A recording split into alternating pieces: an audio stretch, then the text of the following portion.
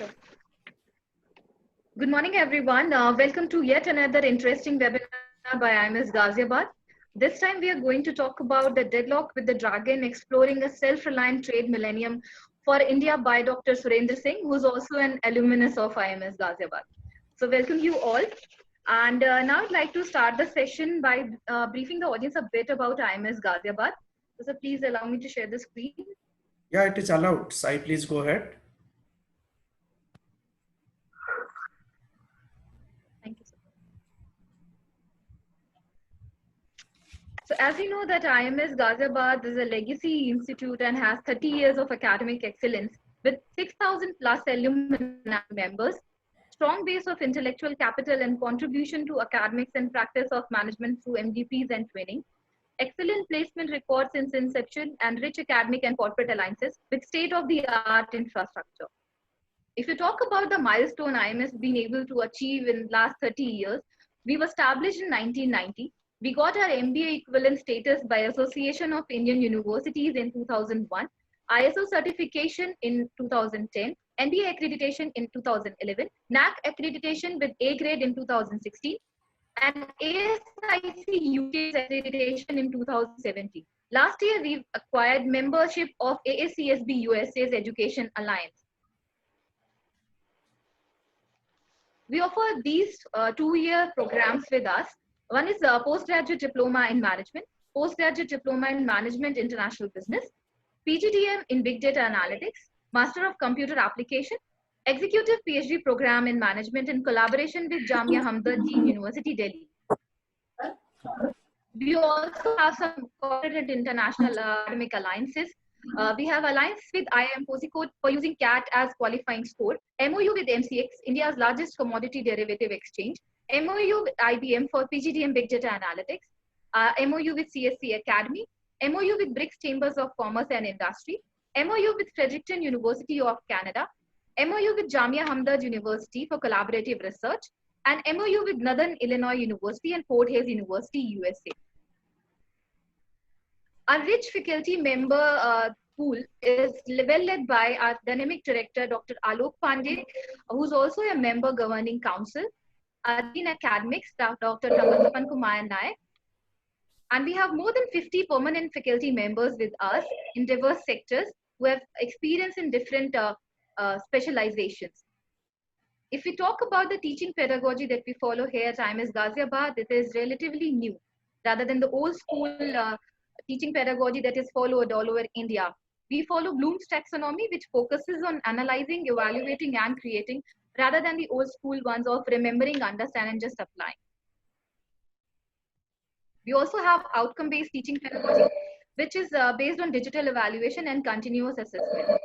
We have online midterm examination and comprehensive end-term examination with projects, assignments, live projects, presentations, etc.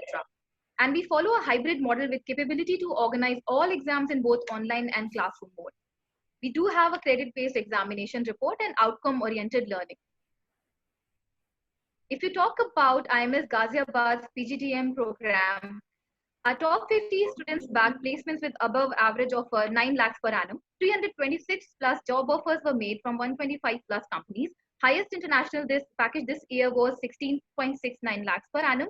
Highest domestic package was 12 lakhs per annum for batch 2018-20. In the outgoing batch of PGDM 18-20, over 100% of the batch is placed in diverse sectors such as consulting, financial services, research, FMCG and logistics and brands that are well known in India and abroad. If you talk about the sector-wise placement, PGDM placements for 2019 and 20, this was the one. You can see all the major sectors here. During the lockdown, even our classes were smoothly conducted through Zoom, WebEx, Google Meet, and Institute's official ERP. The Institute has also completed all its internal evaluation through Institute initially without any hassle. All the questions paper have been moderated by the examination moderation committee headed by the director sir through the online platform. We have one of the best library in entire Delhi NCR that we surely boast of. We have more than 44,000 physical books available at the campus. And if you talk about the e-books, we have more than 8 lakh e-books from Tata McGraw-Hill and Bird e-Library.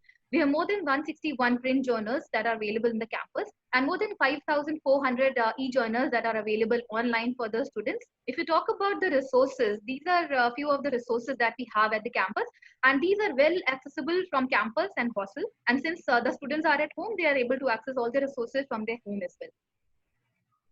Last year, we awarded Distinguished Alumnus Award during the convocation in 2019, and these were the few alumnus of IMS Ghaziabad we actually presented the awards to. Mr. Rajiv Agnihotri is the General Manager, Pawan Hans Limited, batch of 1992. Mr. Puneet Malhotra, Senior Vice President of HSBC, batch of 1994. And Vikas Gupta, Managing Director, Talent from Deloitte, and batch of 1995. As we said that we already have a state-of-the-art infrastructure with the lush green plush campus, 7 state-of-the-art computer labs, fully automated library that we already talked about, air-conditioned classrooms, specialized language lab, corporate resource center with a boardroom and all communication facilities, electronic library, elevators for specially abled students, and medical facilities in campus and these are few of the basic facilities at the campus. Last year, we conducted 5 international conferences. One was in marketing and digital world, impact on the Indian economy. Then emerging perspective of finance and changing economic scenario. International conference on transforming HR in the digital era. International conference on digital industry 4.0. Current perspective and future directions, that was for operations. And recently we conducted IT conference online that most of you already have attended to. This was about a glimpse of IMS Ghaziabad. Now I'd like to show you how we are preparing the campus in this time of Corona.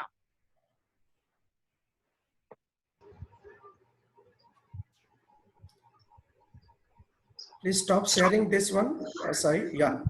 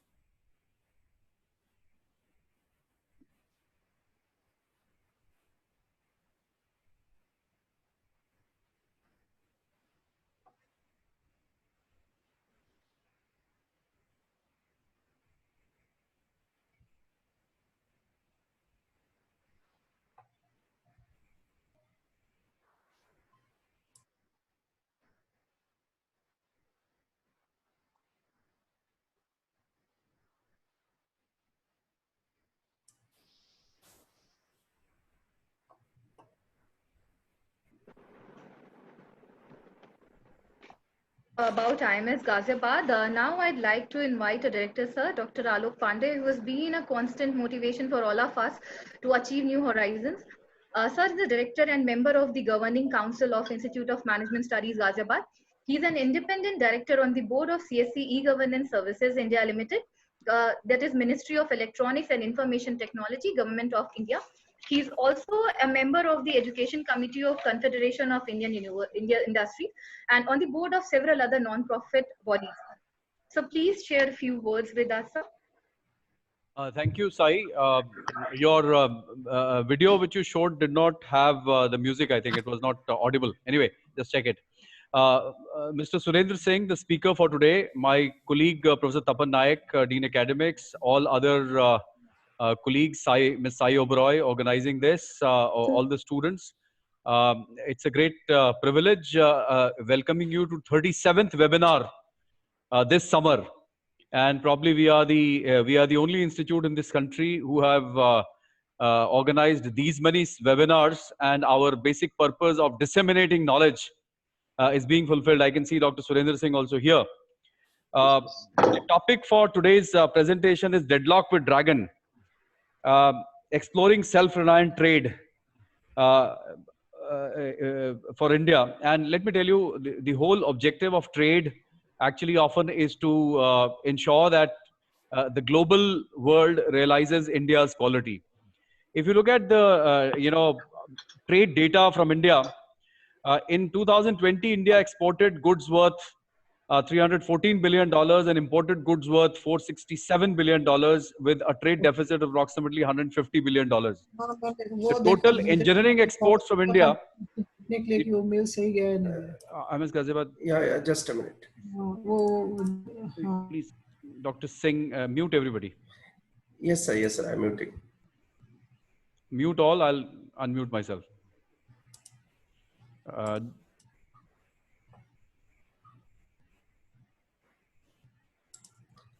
Sir, please unmute yourself. Yeah. So, as I said, India's total trade, which is approximately $800 billion, has around $467 billion of imports and $314 billion of exports, around $150 billion of trade deficit. Out of the total exports of $314 billion, we have around $81 billion worth of engineering exports, which is the topic for today's discussion. But if you look at our trade with China, in the year 2020, if you look at it, the data says that India's trade deficit was $48 billion. We exported to China worth $16 billion, goods worth $16 billion, mostly basic goods. Whereas imported goods worth $65 billion, advanced goods, right? So while at a point, you import from China clocks, watches, musical instruments, toys, sports goods, furniture, mattresses, plastics, electrical machinery, electronic equipment, chemicals, iron, steel, fertilizers, etc. You, on the other hand, export only. India only exports basic goods. So we export iron ore, basic cotton, and so on. Now, what is the idea? The idea is that we as a country have rarely looked into the to exports as one of the basic messages to the world of our quality. The world would not only go by our yoga. The world would not understand India through only our philosophical moorings. By Mahatma Gandhi, by all the leaders we produced, the world would actually know us through our technological prowess and what can we do to improve the standards of living of people around the world. And one of the approaches is to produce high quality goods. Of course, we have done great amount of work in car manufacturing. We are an export hub for small cars. We also have done good work in two-wheeler manufacturing. We are a hub to developing countries for two-wheeler manufacturing. At 12 o'clock today, I am addressing 500 dealers and channel partners of a major pump manufacturing company from south of India, which exports its pumps to 120 countries of the world. And their total manufacture is approximately 3 million pumps per year. So, yes, we are doing some good work on engineering side, but we need to understand that a lot needs to be done. So, I hope that Dr. Surendra Singh from Engineering Export Promotion Council, who is the speaker for today, would throw some light as to how we can compete with China, and not just China, with other developing countries of the Asian region. Vietnam has done very well in exports of late. Japan, of course, is a leader. You've got Myanmar, which is coming up. You've got Philippines, which is an excellent country as far as export potential is concerned. You've got Indonesia, Malaysia, all doing well. You've got Taiwan as a major engineering country, which is doing very well. So as a trading country, but also a good manufacturing country. So how does India compete with these countries, and how does India make a name for itself in engineering goods, which comprise of only $81 billion of exports out of its total basket of approximately $320 billion worth of exports.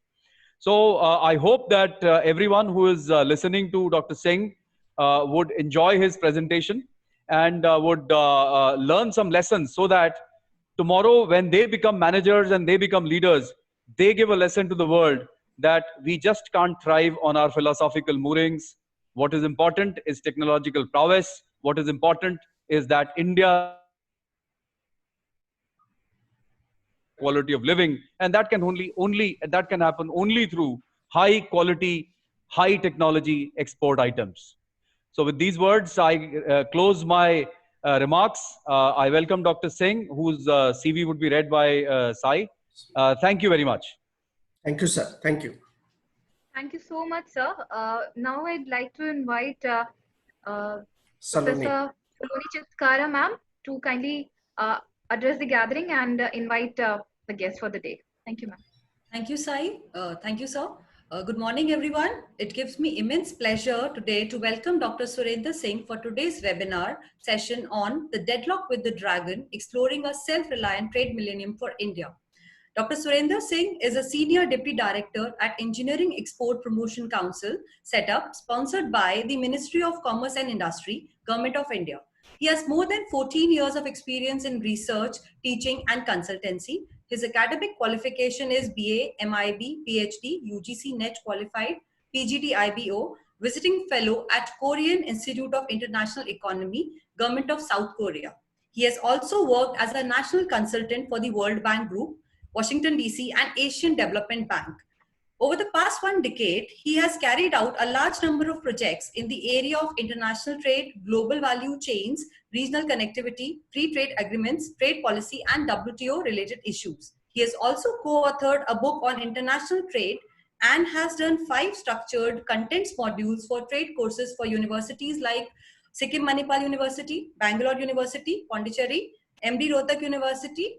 He works closely with the Ministry of Commerce and Industry, Ministry of Steel, Ministry of MSME, Department of Heavy Industry on various policy-related issues of international trade organizations.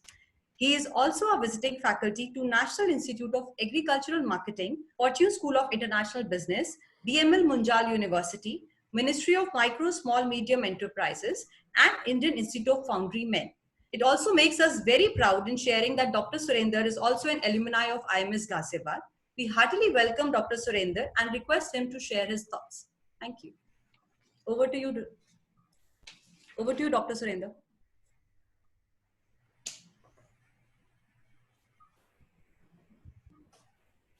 Dr. Surendra, you can unmute yourself and you can start over the session. Dr. Surendra is there, I think. Yeah. Yeah, he's there. Just let me check. So if possible, you unmute him. Unmute him, yeah. That's what I'm doing. Yeah. Yeah. Yes. Yes. Yes. Respected faculty members and dear students, and the topic for today's discussion is the deadlock with the dragon and exploring self-reliant millennium for India. So as all of us know that now India is working on boosting the local and the domestic manufacturing capacity in order to promote exports and also to restrict exports from the world and particularly from the China. So in this context, we are going to discuss that how India is basically formulating its trade strategy to counter China as well as to boost the local industry. So let me start the presentations. And if you look at India and China trade relations, particularly the India and China are the 2 largest economies in Asia, and both the economies expanded at a very rapid growth rate in the last 3 decades, especially if you talk about China, which has grown at a rate of annual growth rate of 10 to 12%. And if you talk about India, which has grown in the last 1 decade in 7 to 8% and 6% around that. And both the countries are able to expand their bilateral trade and expand their economic relations. But as far as their strategic and the security relations are concerned, both the countries have concerns and both the countries compete against each other. So let me share some of the specific examples on which that you will be able to understand that where India and China. Sorry to interrupt, Surenji. I think your video is not visible. If you can. Yes. Video. Yes. Yes. Now. Yes. So let me share some of the example on strategic and the security front that where India and China directly competes. So because in the last 5-6 years, we have seen that China has come up with a large number of regional connectivity projects. And one of the major projects with which they have come up, that is in a Belt and Road initiatives. And that it basically, the purpose of this project is basically is to connect with Asia, Africa, and the European countries. So it has a road aspect, and it has also has a maritime aspect, because China wants to protect its strategic and the security interest, especially in the Indo-Pacific regions where that it has some strategic areas, because there are certain areas of maritime connectivity which is very vital from China point of view, and that is one of the most important choke point from China point of view, that is in the Strait of Malacca, that which is between the Indonesian peninsula and the Malaysian peninsula. On the Indonesian peninsula, it is in a Sumatra, but on the Indonesian or on the Malaysian side, it is in a Malaya Peninsula. That is in a choke point, and in a month, 1 lakh vessels they move through that choke point, and the vessels they basically move in queue. So that is in a strategic point, because one side of that canal it basically opens in the Indian Ocean, but other side of the canal it opens in the Pacific Oceans. So that is one of the area that which is very important from China point of view, and that is why China wants to build up alternate route by which basically it can ensure the supply of energy from the Middle East countries, and also from the natural resources or the strategic resources which it basically import from the African countries. So that is one of the aspects where it is basically focusing a lot. So a lot of things which China is doing in the Indo-Pacific and the Bay of Bengal, so that basically impact our strategic interest. So that is why India wants that the navigation of the vessels in the Bay of Bengal and the Indo-Pacific regions, so it should be as per the international norms. So that is where you people will also be aware about that. India, along with some of the developed countries such as Japan and the United States and Australia and South Korea, they have come up with a grouping called Quad groups, and which is basically a military cooperations to basically to conduct joint military exercise in the Indo-Pacific regions, because most of the countries in the Asia-Pacific regions, they are small and they cannot compete directly with China. So that is why it is also the part of the US strategy to counter China, because as the power is basically shifting from west to east, so that is why US basically wants to counter, and US wants that the new world should be in a multipolar world. It should not be in a unipolar world. So everyone basically is looking at China, that how China is behaving, not only in the Indo-Pacific regions, but also in the other regions. So there are other important projects which China has basically undertaken in the last few years. That is, one is China-Pakistan Economic Corridor. And that remains one of the reasons that India refused to join the Belt and Road initiatives, which started in 2013.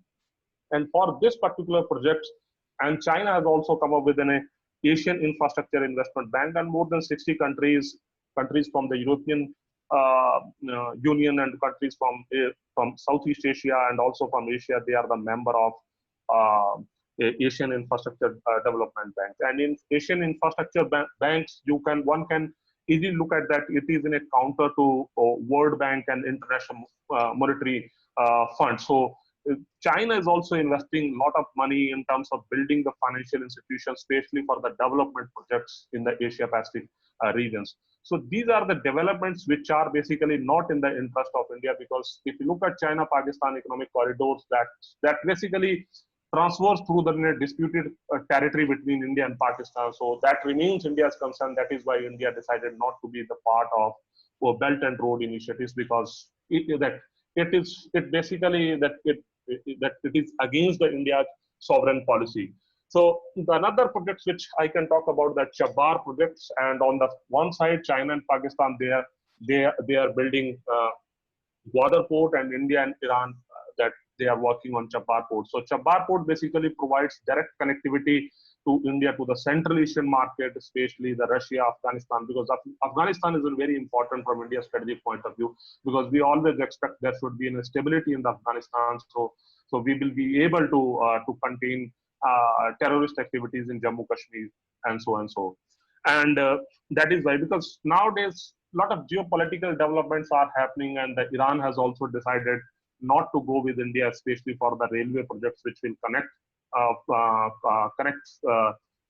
Indian trading community with the Central Asian community, so that if Indian exporter wants to export the goods, and they can basically send their goods to Chabbar port. From there, it can be loaded on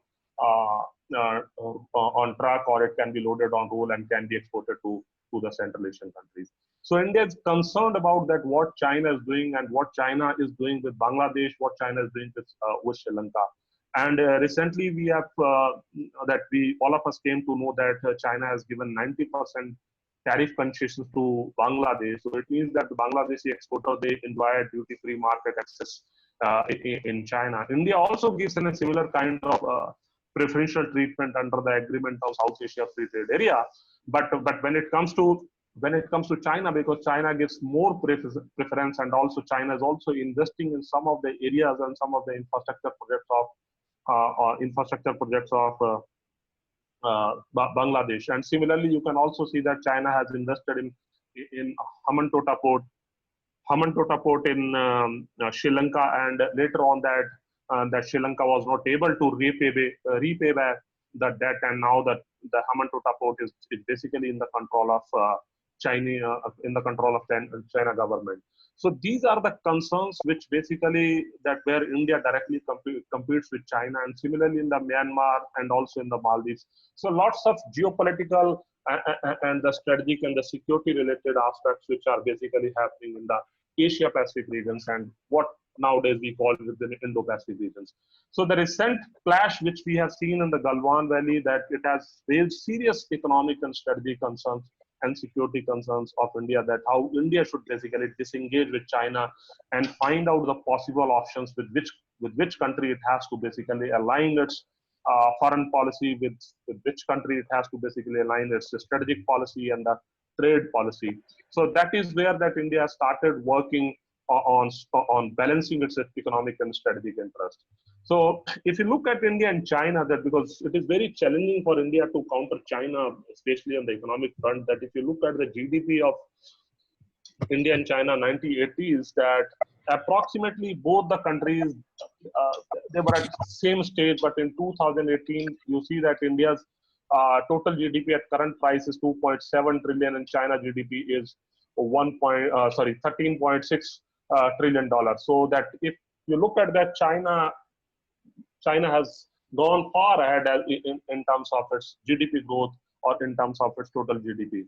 China, the world largest supplier of manufacturing products. China, the world largest supplier of what we call TV. China, the world largest supplier of electronic products. China is the world largest supplier of washing machines. China is world largest supplier of electronic appliances. But India is yet to develop its manufacturing capabilities. Even if you look at India's share, the share of manufacturing sector and service sector and agriculture sector in GDP, you will figure out that India's share of manufacturing is 15%, and whereas services contribute 60%. But services provides employment to a fraction of the people of the country. If you look at India's total population, 1.3 billion. But if you look at China, then China manufacturing contributes 45%, and services contribute 40%, agriculture 8%. So China is able to shift from people from agriculture to manufacturing sector, from agriculture to... Yes, Surenji, just sorry to interrupt. I think your PPT is not in full screen. If you can rotate your mobile, I think that will come on a full screen, I think. Yes, pardon. If you can just check it. It's not... Now, sir, it is in full screen?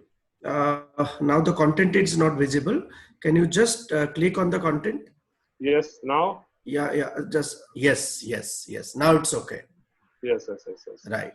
So maybe, sir, I would also request to... That's fine. Yeah, please tell me. Yes, I would you are the co-host. You are the co-host. You can check it. Yes, I would also request to the students to raise the questions, because I don't want that it should be in a monologue that where I'm speaking and the others are just listening. So no, and I'll tell them to write their questions on the chat box. Yes, and Dr. Sunaina Jain will be there to moderate the session. We'll ask you. Right. Okay. So now we are on the second slide, that where we are discussing about now that why China is ahead in terms of manufacturing capabilities in India. So see that in terms of size, the manufacturing industry in terms of scale, China is able to produce goods at a very large scale. China, they have strong synergy across the units across the firms which basically operate in manufacturing sectors, and they have robust systems which basically the firms are able to operate efficiently, and the ease of doing business, so and so. And also the sophistication, the kind of products which China export to the world, they are basically high value products, and they are not basically the low value products. India's capacity to basically compete with China is limited, given that our manufacturing sector is not expanding at any pace it should expand. So there are certain constraints within the manufacturing sector, such as in a labor law, which we talk about, and also we talk about the factor and goods market reforms, which we'll discuss in the subsequent slide. Next slide. And now look at the dynamics of India's and China trade that, as Director Sir has also talked about, that if you look at India's trade deficit with China, it is 50 billion US dollars. So India's imports are increasing from China, and it is important to note that India's imports with China are particularly increasing in the two chapters, that is chapter 84 and 85. Chapter 84 is basically electric products, and chapter 85 is in machinery product, and third is in organic chemicals, that is in chapter 29. So under the foreign trade policy or under the international trade classifications, so that the goods or these the products are basically divided into different chapters. So just to explain so that the students can understand, from chapter 1 to chapter 24, it is all about the agricultural products. From chapter 24 onwards, we have the fertilizers, we have the pharmaceutical. From chapter 50 onwards, we have textile products. From 50 to 62, from chapter 72 onwards, we have engineering products. So in terms of India's trade deficit with China, it is mainly in the chapter 84 and 85. And next slide. Yes. And if you look at India's exports from China and India's imports from China, so it is important to note that what India is exporting, India is on the upstream side of the value chain, and China is on the downstream side of the value chain. What India exports basic product, and especially the raw materials. Also, you cannot fetch high value, you cannot fetch more foreign exchange reserves by exporting simple product or raw materials. So India's exports are primarily concentrated in primary products such as in organic chemicals or mineral oils and fish and the cotton. So these are the product categories which basically exports India to China. But whereas India's imports are concerned, that India's imports high value products. So it means that China specialized in a downstream manufacturing, which is basically in a high value added manufacturing activity. So that is why China is basically able to promote its export to India, and that is contributing to India's trade deficit. You look at that how iPhone is basically assembled in People's Republic of China, that there is a company called Foxconn which basically assembled, and now it has also set up a unit in India to manufacture that high-end iPhones in India also. And this year they are going to start manufacturing in India. But iPhone, that they basically source different parts and components from different countries. For example, they source certain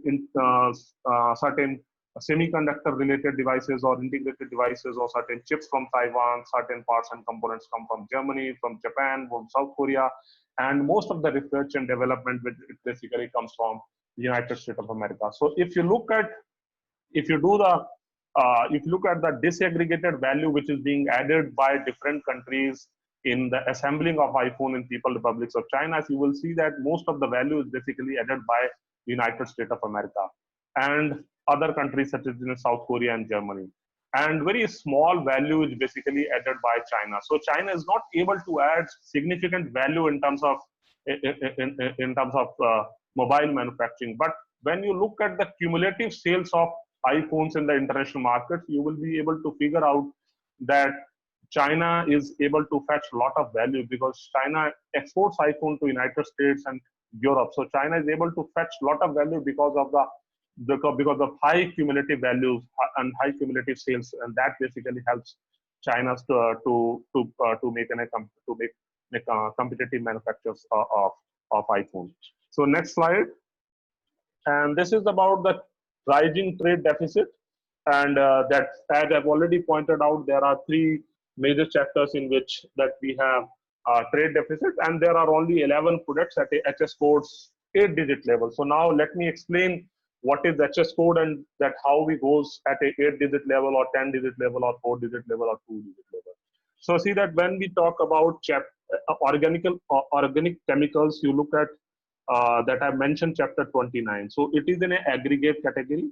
But if you go to disaggregate level, then you go at a 4-digit level, you will find 2901. That will be at a 4-digit level. And then you go to a 6-digit level, then you add 2 more digits and we will reach to a 6-digit level.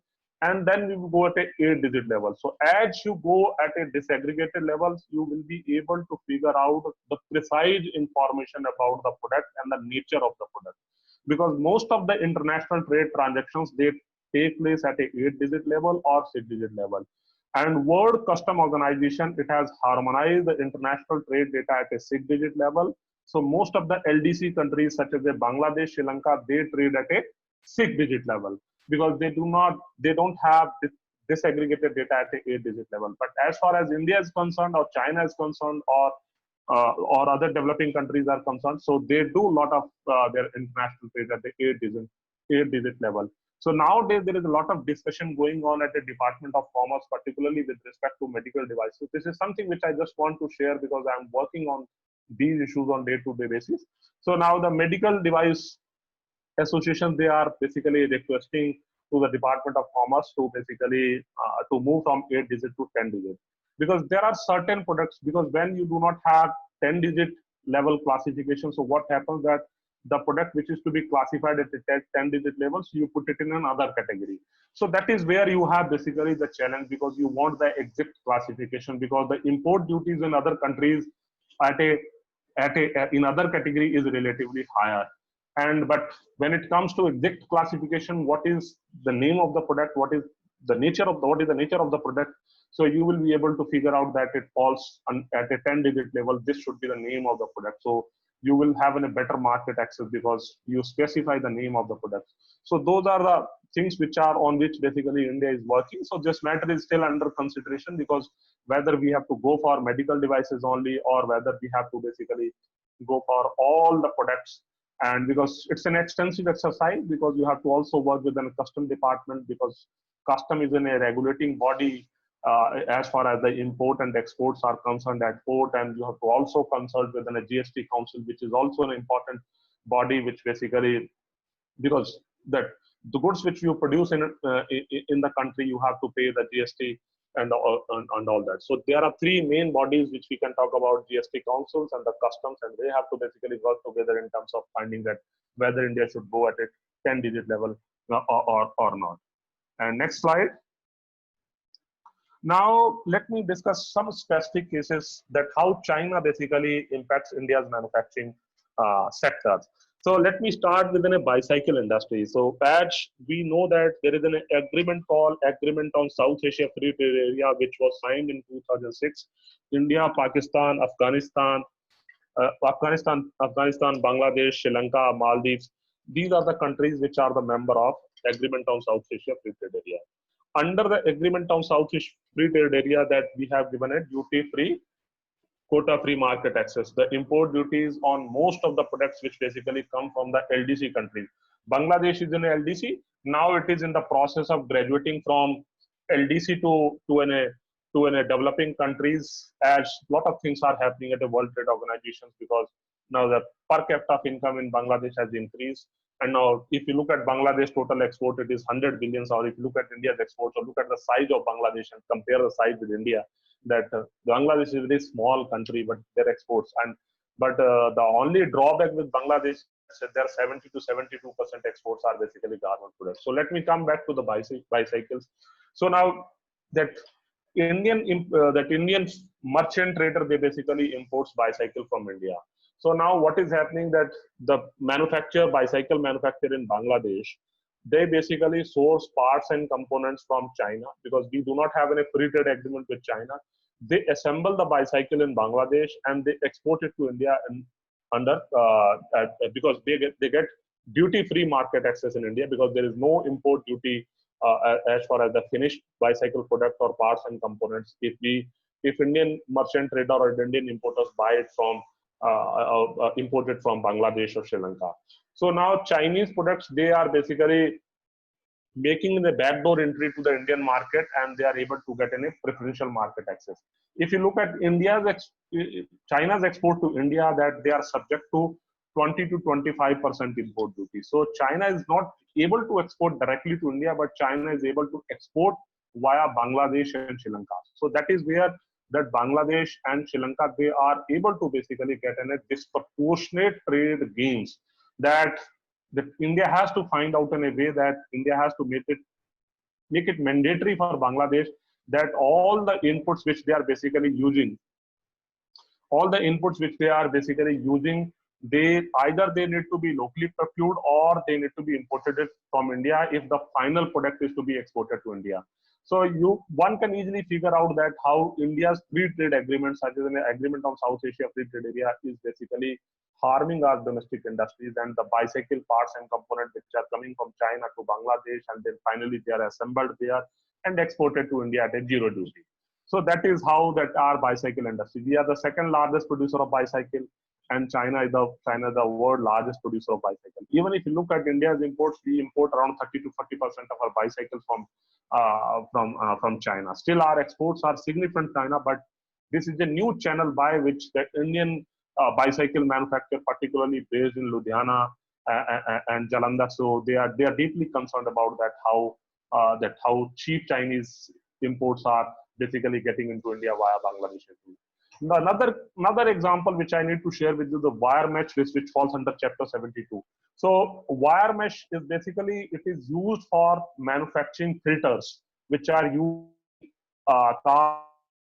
in so wire mesh, there are basically two variants of wire mesh. One is called stainless steel 202 and stainless steel 304. So these are the two different variants. But if you look at wire mesh, that is 202, that it is in a low quality wire mesh, and 304 it is in a high quality wire mesh, because the nickel content, which basically is an important parameter to assess the quality of the wire mesh. I'm repeating, nickel content in wire mesh, which is an important parameter to check the quality of wire mesh. In 202, stainless 202, it's a low quality. In 304, the nickel content is very high. So now what Chinese exporters are basically doing, so when they are basically filing their shipping bills, so when they are basically declaring the information about their products, they are mentioning the stainless steel 202. Because when you are exporting low quality, low value products, so it fetch a lower duty in India. So this is how China is basically able to under invoice its export consignment in India, which basically makes Chinese export competitive in India. So we have basically at an Engineering Export Promotion Council, I have received a large number of representation with respect to wire mesh. So this is an issue which is being reported to the Department of Commerce, and the matter is still under investigation. Similarly, I can give an example of smart meter. I hope, sir, that we have time. Hello? Yes, Surendra. Yes. Yes, we have time, sir. So how much time we can have? Yes, next 10 to 15 minutes, sir, Oh, because I'm going in the detail of each and everything. So that is why. Yes. That's perfectly fine, Surendra. Please go ahead. Yes. Now another example which have smart meters. So now, because as we know that the government of India and the Ministry of Power, that it is in the process of installing smart meter, whether it is for commercial purpose or for household purpose, because there are issues with related to underbilling, overbilling, so and so.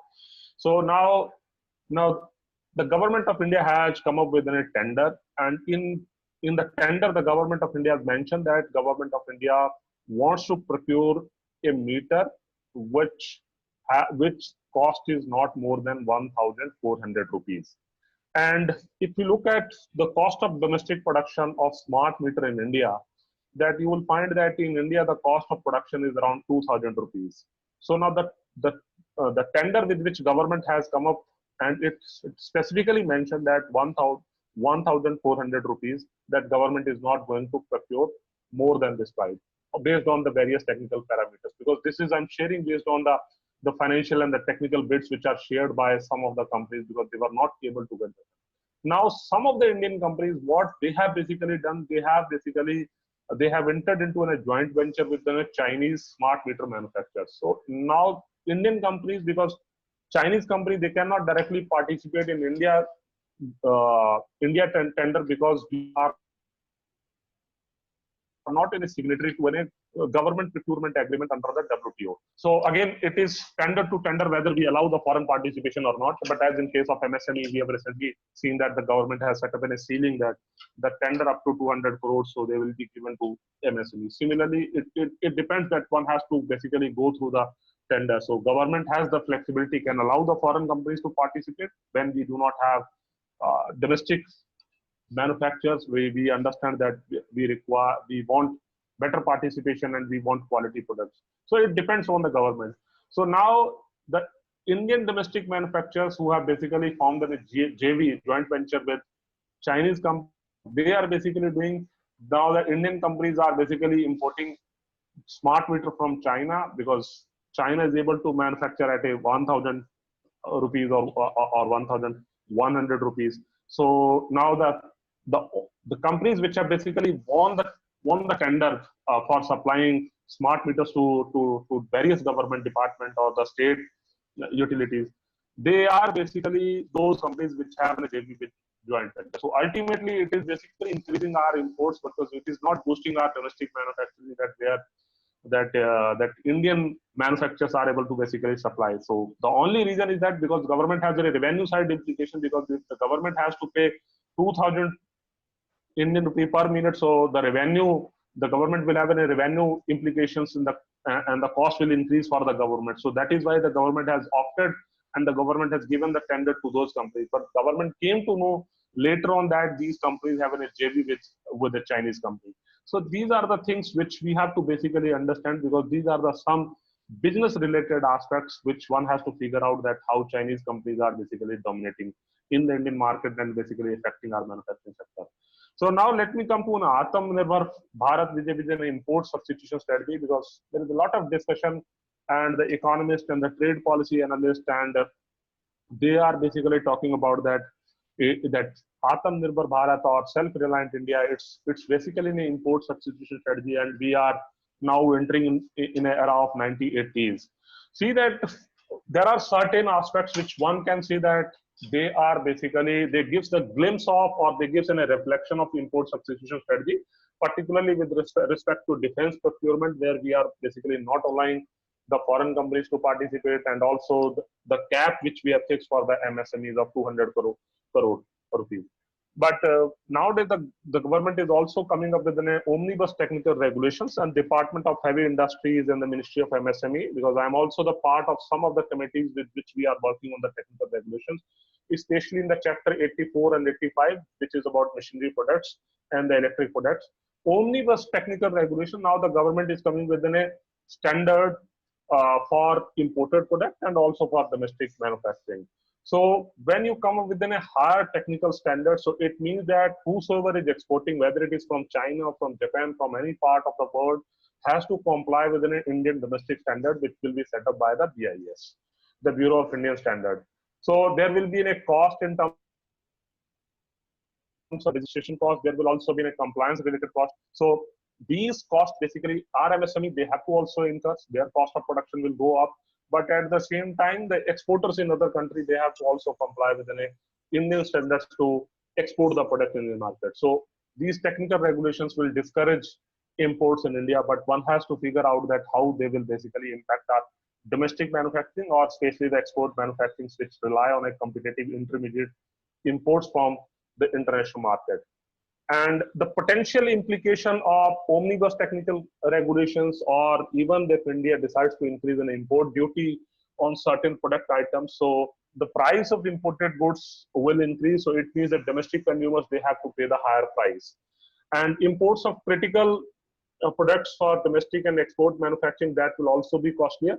So let us say that if you are into an export value chains, or you are sourcing some raw material from China, and then you are manufacturing and exporting it to United States of America. So if your input cost is higher, because if you have to source it from domestic sources, so your input cost will go up, because Indian domestic manufacturers are not able to produce at a price at which China is ready to supply in the international market, because China follows a mass production strategy, and China government provides a lot of subsidies to their farmers. So we do not have the financial pockets which we can basically give that sort of financial support to our manufacturers. So it will also have any implications to our export manufacturing, especially in Chapter 84 and 85.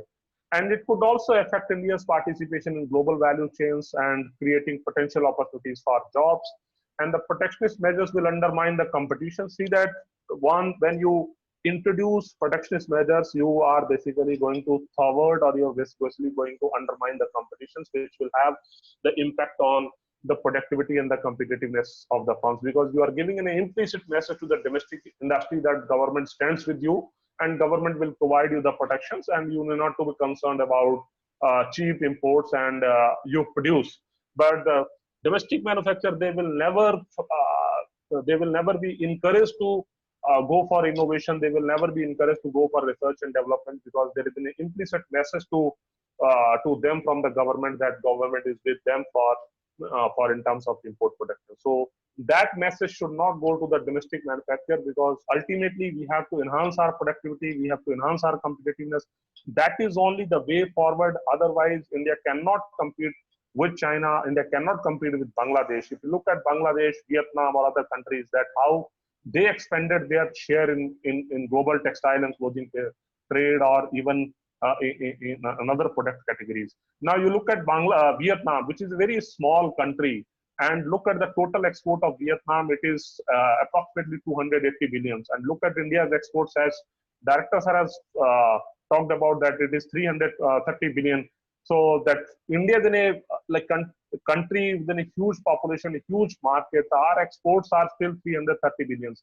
And even if you look at the last 10-year data of India's export from 2012 onwards, we are not able to promote our exports. Our exports are in between 320 billion to 340 billion US dollars. And it is only because we are not able to build up, or we are not able to develop our production capabilities. We are not able to expand our productive capacity. That is one. Second is that efficient capabilities. We are not efficient in terms of producing those goods.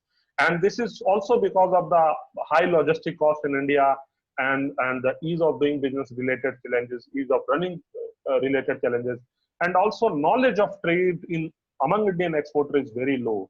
There are, especially if I'm talking about the micro, small, medium enterprise, so they have very limited knowledge about our trade agreements, and they are not able to go through the trade agreements and how they have to basically use the trade agreements in terms of utilizing the benefits of trade agreements to seek a better market access. And then we are on India's realignment strategy for future exports. And this is when we're talking about India's realignment strategy, that we need to focus on undertaking domestic imperatives and also external imperatives. When it comes to domestic imperatives, we need to undertake factor market and goods market reforms. Hello, sir. Are you with me? Hello, ma'am. Yes, please. There, we are there. When we talk about the factor market and goods market reforms, we need to find out that what are the areas. When it comes to factor market reforms, we talk about land reforms, labor reforms, and capital reforms. So the availability of capital is still expensive. If you look at China or other Southeast Asian countries, the capital is available at a very cheaper rate. But in India, the capital is still expensive for the industry. So that is why that our industry is not as competitive with China. So we have to basically increase our finance, as we are trying to do through our Atmanirbhar Bharat Abhiyan, and the government is basically providing support to MSMEs to take loan from the banks without any collateral. So those types of support needs to be given especially to the MSME, because they contribute 45% to our India's total production and 40% to the India's exports. Other than this, if you look at Chapter 72, which is about steel, and Chapter 73, which is about articles of steel, Chapter 75, Chapter chapter 74, chapter 75, chapter 77, which is for copper, aluminum, and nickel. And the one more category which I've talked about, the metallurgy.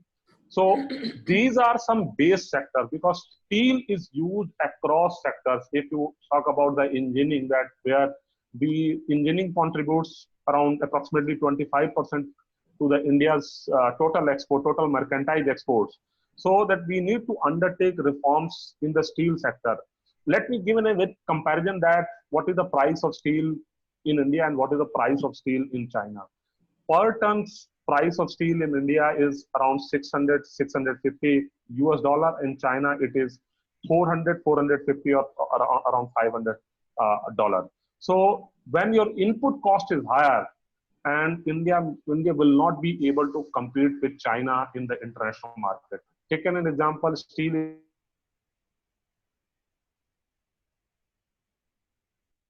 And now you take that India is the second largest producer of motorcycle, and China is the world largest producer of motorcycles. And China sells motorcycle, 100cc motorcycles in the international market at a 350 US dollar per unit.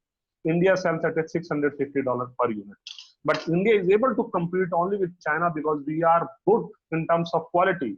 But we need to reduce our cost of production so that we can become more competitive and we can defeat China in the international market. So that is where we have to basically focus, that how we undertake reforms, particularly with respect to steel sector, which is basically controlled by the few steel companies such as SAIL and Bhushan Steel, Jindal Steel. These are the companies which controls 80% of our steel output. So these companies are not ready to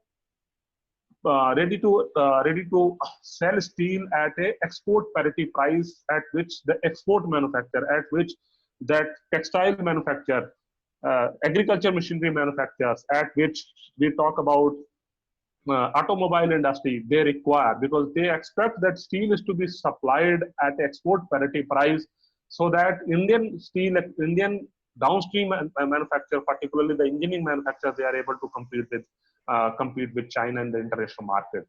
So that is where there is a lot of concern. So we need to undertake significant reforms with respect to base sectors, whether talk about aluminum, copper, or especially in the metallurgy, we have to do a lot of things. And on the external front, that we have FTA with ASEAN countries, with Southeast Asian countries, and we decided not to participate in regional comprehensive economic partnership agreement, which is another mega regional trade agreements of 16 countries. And now India is not party, and India has decided not to join, only on the ground that its outstanding issues are not addressed in the negotiations of RCEP. And total 28 rounds of negotiations took place, and India participated in all the rounds. And finally, India decided that India's domestic industry is not capable enough to compete with China, because China is the main country with which we have concern, because we have free trade agreement with the rest of the countries, such as in South Korea, we have comprehensive economic partnership agreement. We have comprehensive economic partnership agreement with Japan. We have free trade agreement with Malaysia. We have free trade agreement with Singapore. We have free trade agreement with Thailand. And we have a free trade agreement with ASEAN, the 10 group of ASEAN countries. So now India has to find out in a way, because now India is out of RCEP, India has to upgrade that FTA in line with RCEP, so that India is able to trade with ASEAN countries, because now the duty reductions under the RCEP are going to be much, much deeper. So India has to upgrade the FTA to find out in a way that how it can engage and how it can basically foster deeper trade and investment linkages with the ASEAN countries. Then we have to also focus on new FTAs with European countries, but we are in negotiation with an FTA with European countries for the last 13 years, but we are not able to sign it. It is only because we have concern with respect to agriculture sector, dairy sector, and where Europe is basically seeking better market access from India, but we have interest in textile and clothing. So it would be better for the government of India to go for a sectoral FTA, that we should sign FTA only on those chapters where we have interest and where they have interest, where we feel that we can give them better market access, and where we can seek a better market access. Let me give one example, that when Bangladesh exports garment products to Bangladesh, it gets a duty-free market access in Europe. But when India exports that India garment products, they they are subject to 9.5% import duty. Government products in European market are not able to compete only because of the duty difference which the Bangladesh manufacturers they get it in.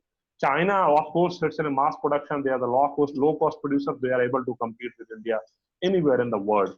So we have to also get into an FTA with the Central Asian, Latin American countries. Latin American countries are very important for India, especially to secure the import of strategic resources, because now we are moving to that our automobile industry is on transitions, and that we are moving to electric vehicles. So we require lithium. So there are two regions in the world, or in fact, especially the Latin American countries, some of the Latin American countries they have the huge reserves of lithium, so they can be in a supplier of lithium to India, because that is in a strategic resource, and that is in a strategic import which we have to secure. And China, because nowadays that the way we are trying to disengage with China, so China can cut the supply of lithium many times, which will have a disastrous impact on our automobile industry, which is in the transition phase from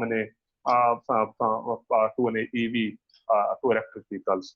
And then develop a robust information systems, and Indian foreign missions, they have to basically coordinate with different ministries in terms of sharing the information as soon as with respect to sanitary standards, with respect to technical barriers to trade. So these are the areas which are very important, where we have to basically make a lot of progress, because we are still far behind when it compares to developed countries or when it compares to Japan. And now the last slide, that the only mantra for India is basically to reform, perform, and transform. And I also suggest the same mantra to our students: reform, perform, and transform. This is only the way. You have to reform yourself, you have to perform, you have to transform. Similarly, if India has to evolve as a manufacturing hub of Asia, and India has to undertake reforms, Indian firms, they have to enhance their productivity, their competitiveness, and they have to ease their business model. They have to establish well process. They have to develop strong systems, and then they can transform the country. So this is the only way forward for the country, and also for the students who will be doing their MBA from this PGDM program for Institute of Management Study, which is one of the best business school in the northern region of the country.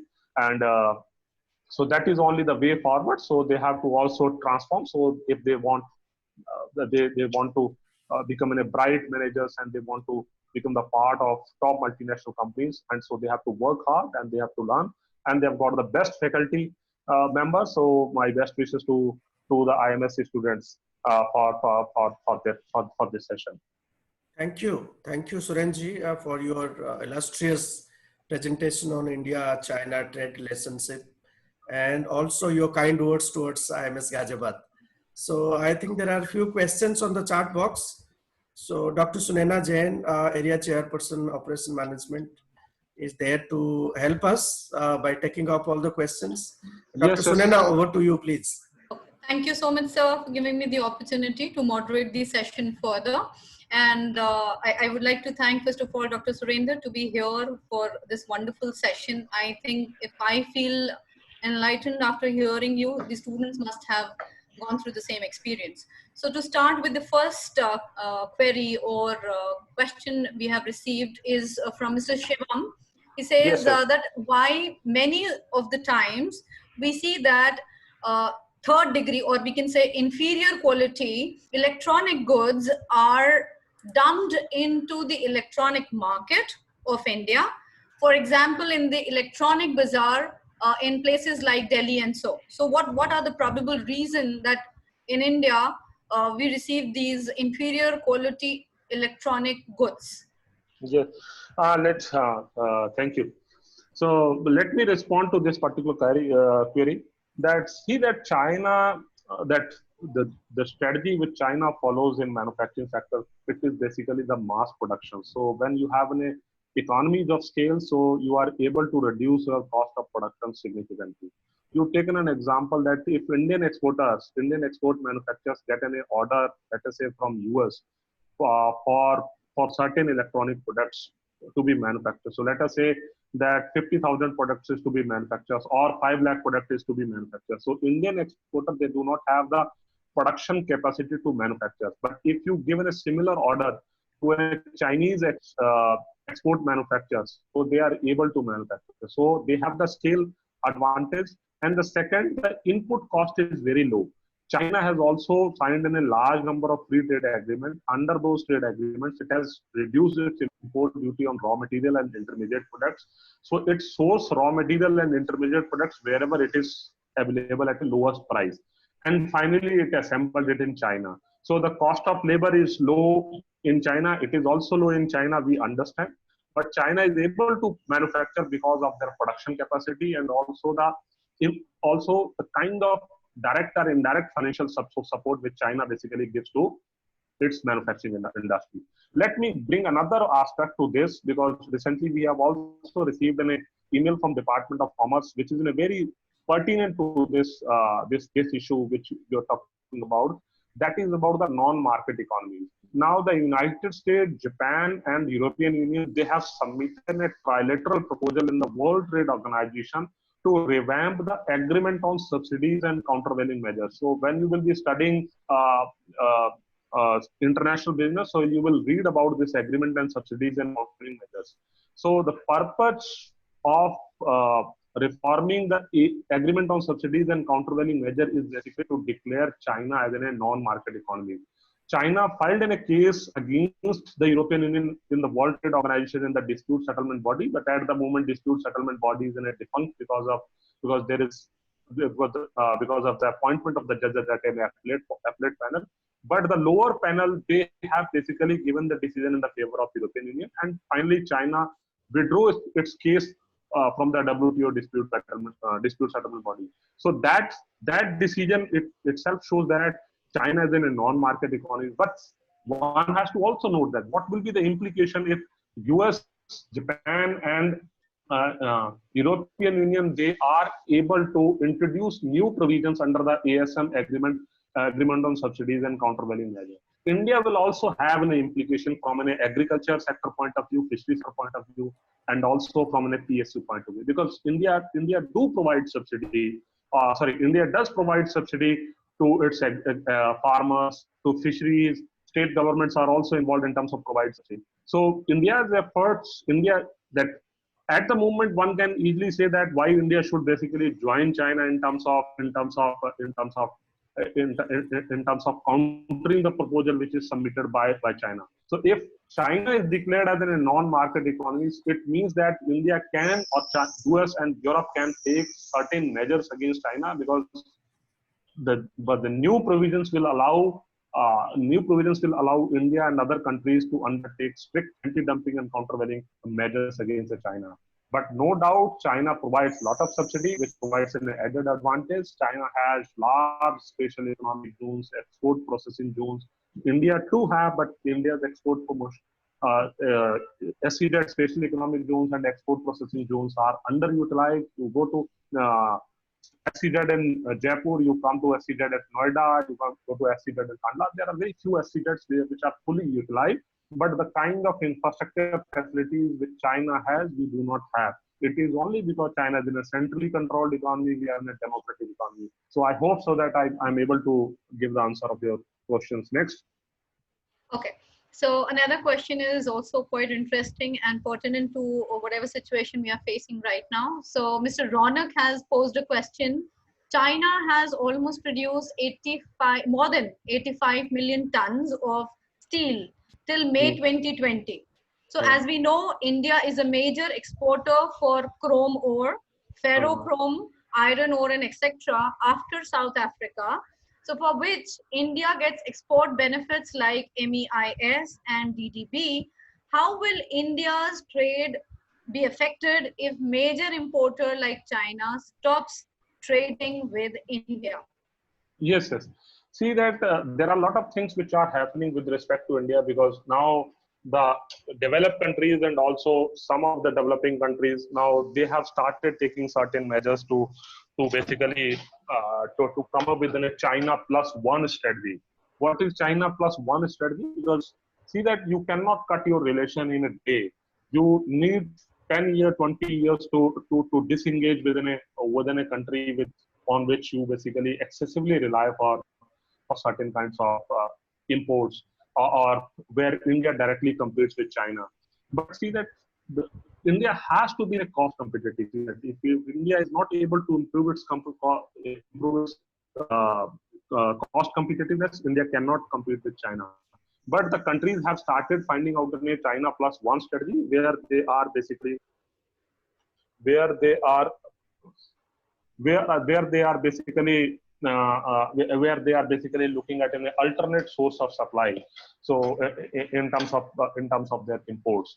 So that is where India has an opportunity. But let me also share that some of the companies from China, they are also moving out from China to some other countries, such as in Vietnam, Malaysia, and Indonesia. India is also an attractive destination for them.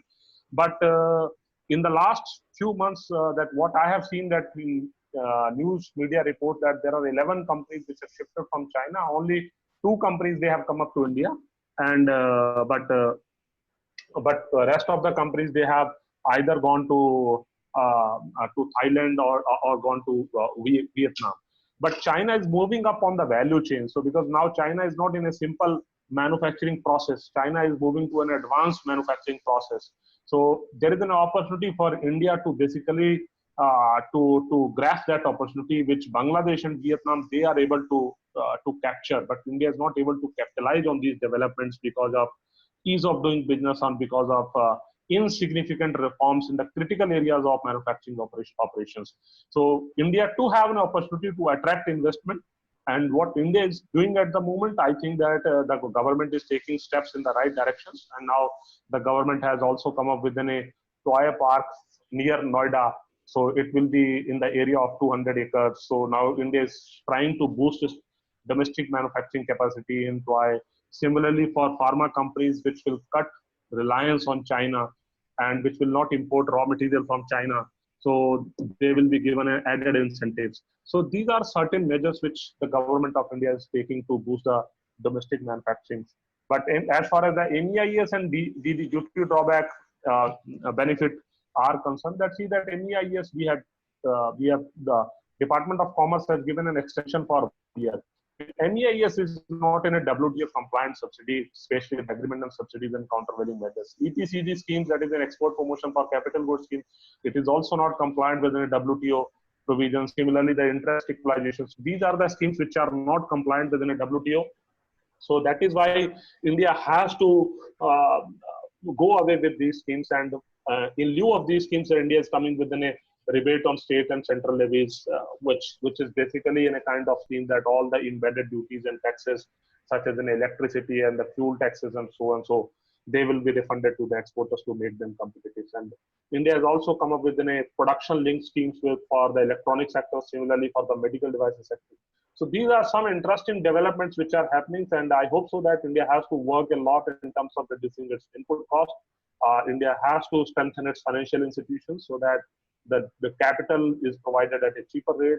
So these are the areas where India has to basically work. Next.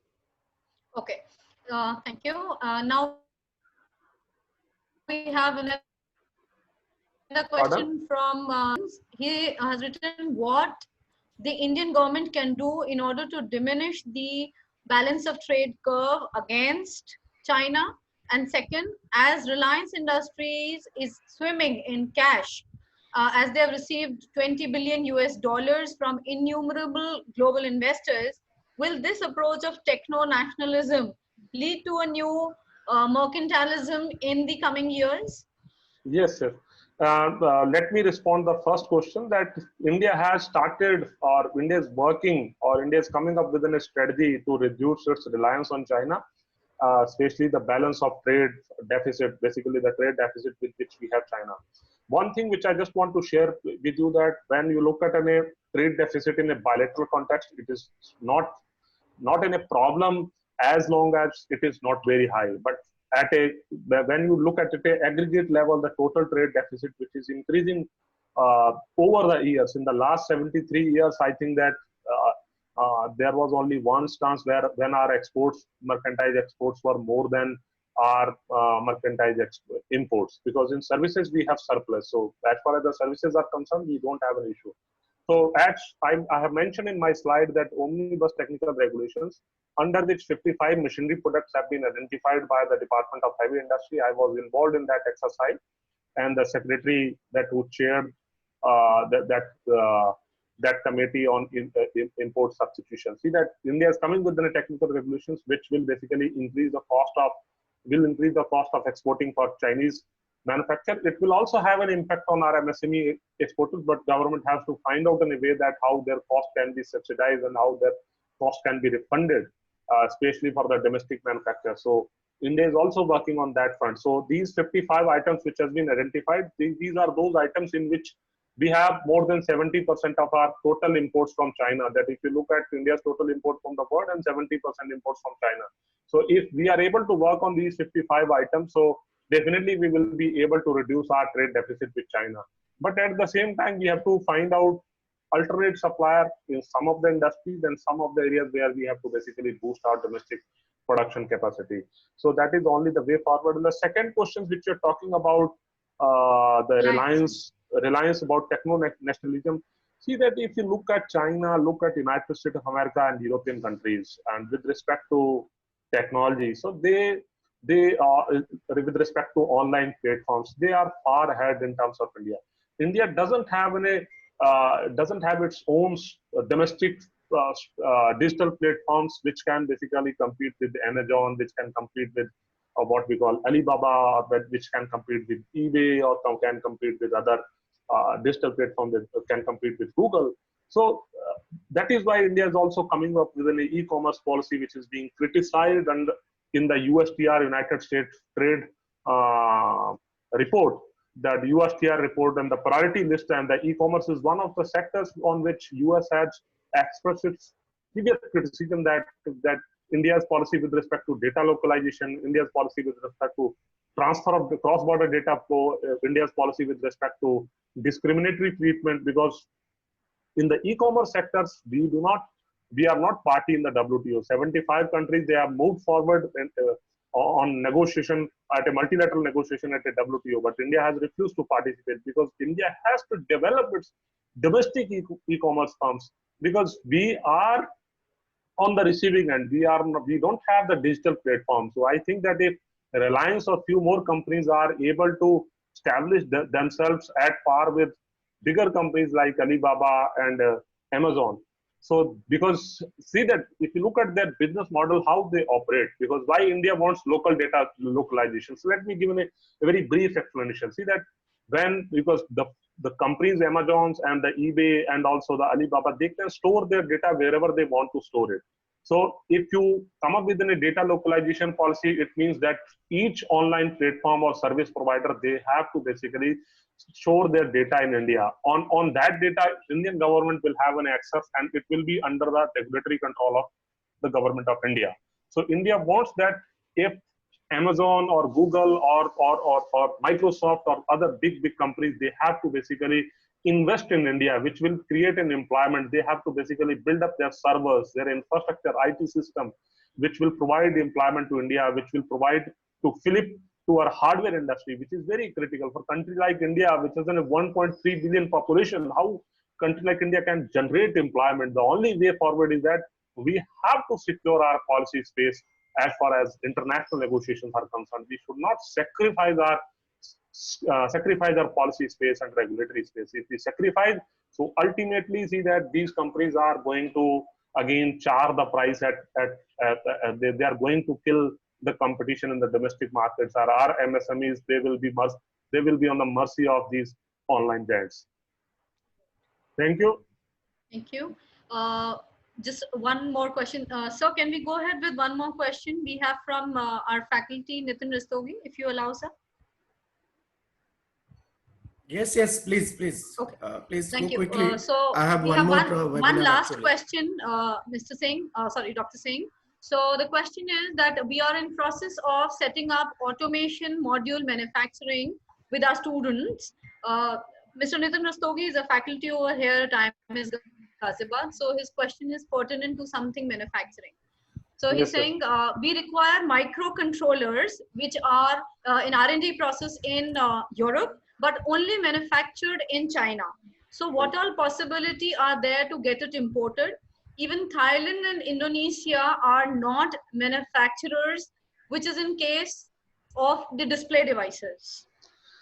So, pardon, please, can you repeat once again? Okay, so in fact, if I could request Mr. Nitin Rastogi to elaborate his question, because he'll be in a right state to tell his question.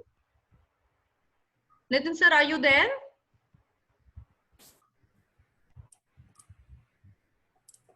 Hello?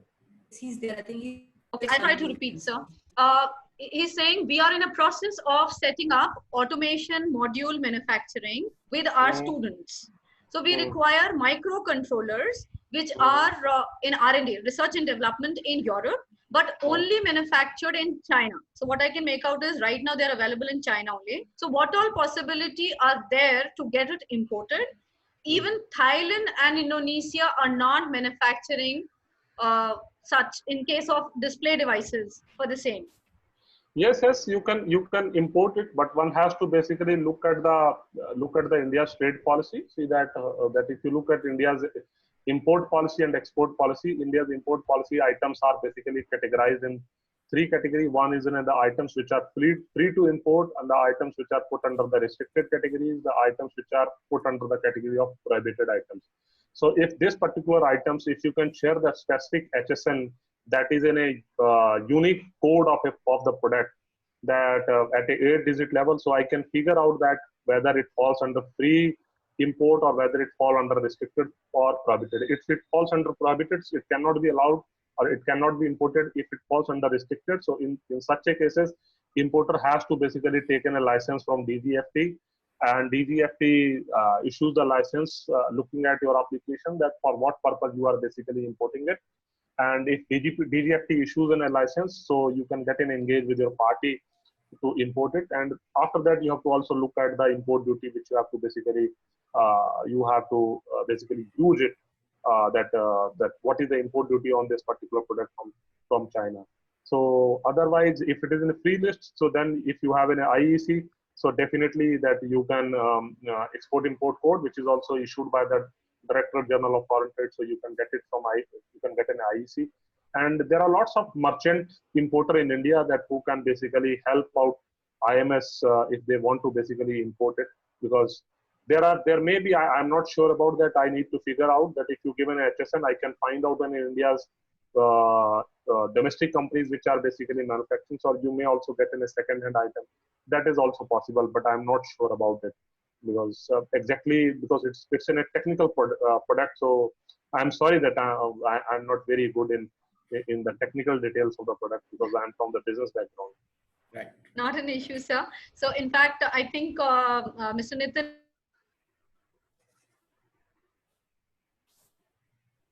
Thank you, sir. Thank you, Surenji. Over to Sunena ji, Is please. quite satisfied. He did wherever he'll require your help. Yeah. So in fact, I feel privileged that I'm being given an opportunity to propose the vote of thanks on the occasion of our 37th webinar on the theme, The Deadlock with the Dragon, Exploring a Self-Reliant Trade Millennium for India. I, on behalf of Institute of Management Studies Ghaziabad, a 30-year-old legacy brand, and on my personal behalf, extend a hearty vote of thanks to one and all for being part of this worthy theme. I wish to thank Dr. Singh for sparing his valuable time and lucidly stating that how India can initiate creation of corridors with neighboring countries. You have also highlighted on how India needs a robust strategy to balance its economic, trade, and strategic interests. As though in past 1 decade, bilateral trade has witnessed a significant growth till the imports are higher than exports, which has led to trade deficits. You so exhaustively discuss specific case studies of wire mesh, bicycles, chain pulleys, and garments to state how Chinese companies are impacting India's manufacturing sector. Your information on India's realignment strategy for future export was also quite insightful. Thank you so much, Mr. Singh, for such a comprehensive session. I also wish to express my gratitude to the management for their considerable support towards this flawless execution. I'm especially grateful to our high-spirited and erudite director, Professor Alok Pandey, whose suggestions and unstoppable guidance drives us to perfection. We are all inspired by his words of wisdom and knowledge he possesses.